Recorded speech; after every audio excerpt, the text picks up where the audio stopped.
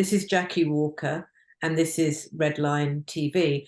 And the situation at the moment in Gaza is just, I mean, every day I wake up and I see the most awful images of civilians' bodies everywhere, and it makes me sick to the stomach. And I read what is being said in our press, and it makes me sick to my stomach. And I hear what our so-called leaders are saying, and it makes me even sicker. And what we're going to do is to try and actually unpick some of those things. And to do that, I've got Graham Bash here. And hi, Graham. Can you tell people who you are and why you might have some kind of interest in what's going on?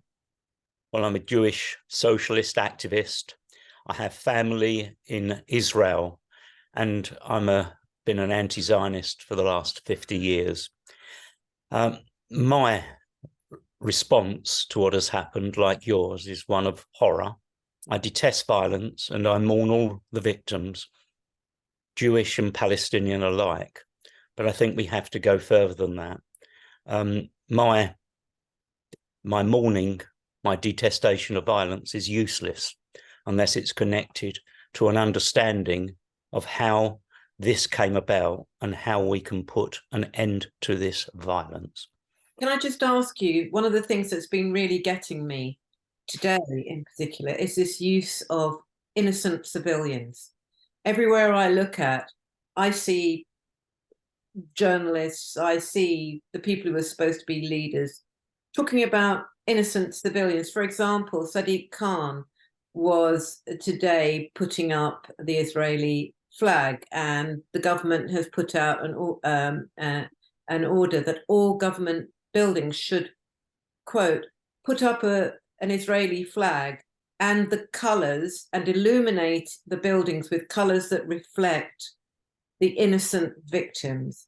Now, the question I was asking is, I'm presuming that includes the innocent civilians that are now being bombed in Gaza. Of course, there was no answer on that. What do you think about that? Well, I suppose the issue is that Sadiq Khan is basically exceptionalizing the Jewish victims if he wants to put Israeli flags up, which is totally unacceptable and ignores the reality of what has caused this. Now, let me go into something here. I've had an email from a close cousin of mine who says that this is a result of Hamas anti-Semitism.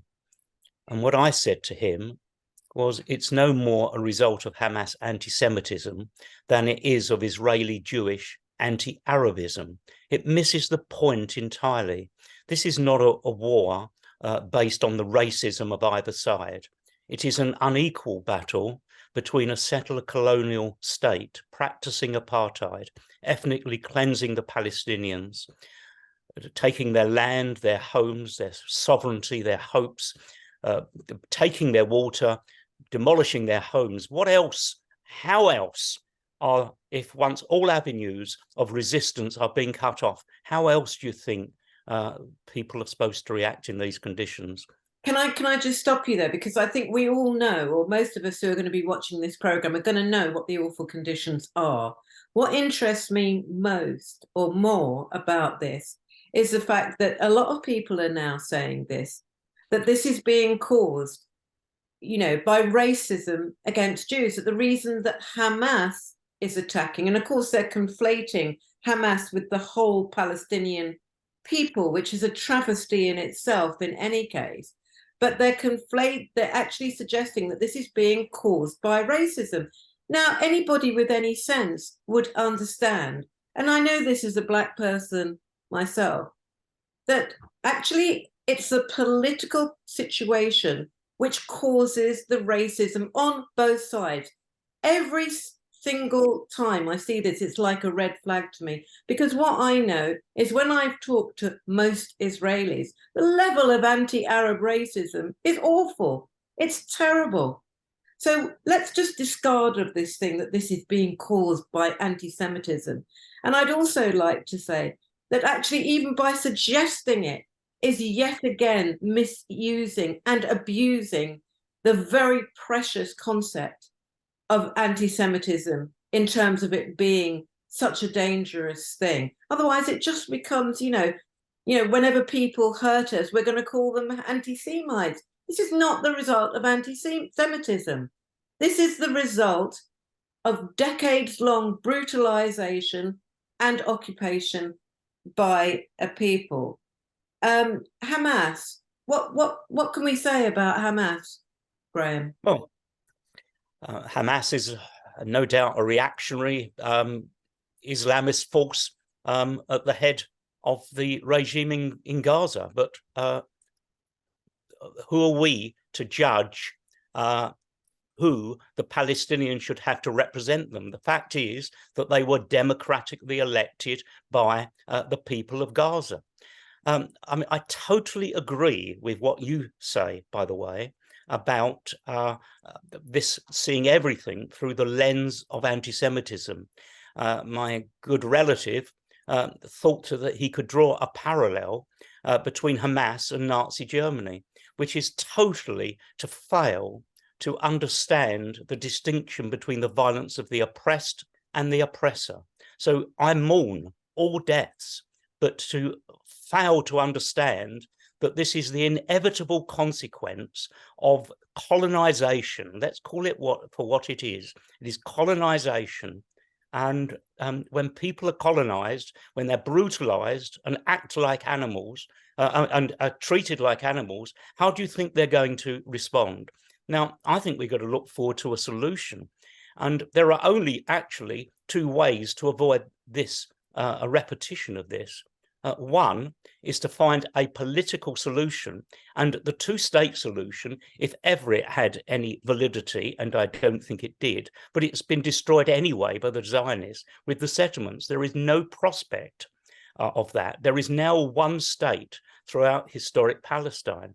And the question is it going to be a state based on Jewish exceptionalism and the exclusion of the Palestinians, or is it going to be a state of its citizens? And only the latter can be an answer. The only other answer, by the way, would be the further and final ethnic cleansing of the Palestinians from Palestine. But people have been calling for that. We've had, I mean, the shocking thing about this is that we've had journalists, we've had even people, in the public eye, basically suggesting that that's what should happen. We've had prominent Israelis saying that there is no condemnation of that in our media and in our political leaders. And what I find interesting when I read Haaretz today, Haaretz, of course, being a very old Israeli newspaper, they were putting the blame for this firmly